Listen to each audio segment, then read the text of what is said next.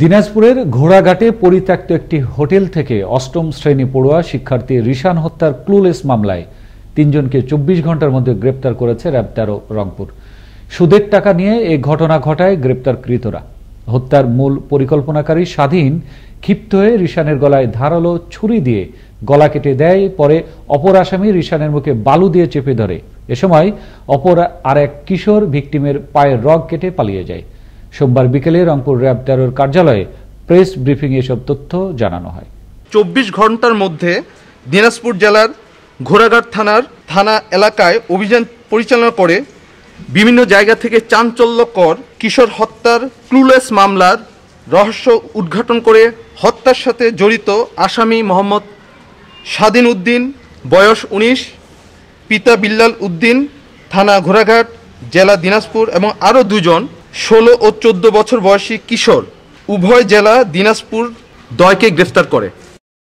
চাঁদপুরের মমিনপুর এলাকায় ডাকাতিয়া নদীতে বালুবাহী বাল্কহেড ও মাটিবাহী ট্রলারের সংঘর্ষের ঘটনায় প্রাণ গেল 5 যাত্রীর।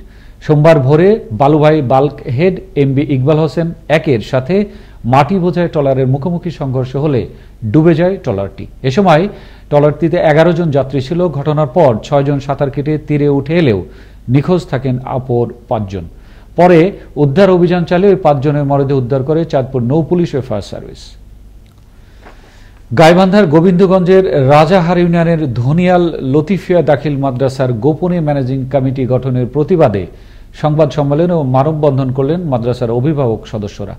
সোমবার সকালে মাদ্রাসা প্রাঙ্গণে সংবাদ সম্মেলনে লিখিত বক্তব্য পাঠ করেন অভিভাবক সদস্য আব্দুল হাকিম। এ সময় সংশ্লিষ্ট কর্তৃপক্ষের কাছে বিষয়টি তদন্ত সাপেক্ষে প্রয়োজনীয় ব্যবস্থা গ্রহণের দাবি জানান তিনি।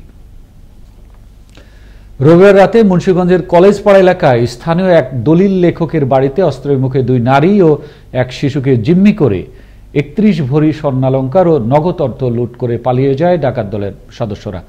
এ ঘটনায় মুন্সিগঞ্জ সদর থানার একটি লিখিত অভিযোগ দায়ের করে ভুক্তভোগী পরিবার। সোমবার দুপুরে ঘটনাস্থল পরিদর্শন করে এ ঘটনার সাথে জড়িতদের দ্রুত আইনের আওতায় আনা হবে বলে জানান অতিরিক্ত পুলিশ সুপার সুমন দেব। এদিকে সিরাজগঞ্জে পৃথক অভিযানে বৈদ্যুতিক মিটার চুরি ও গাড়ির ব্যাটারি চোর চক্রের 6 সদস্যকে গ্রেপ্তার করল পুলিশ।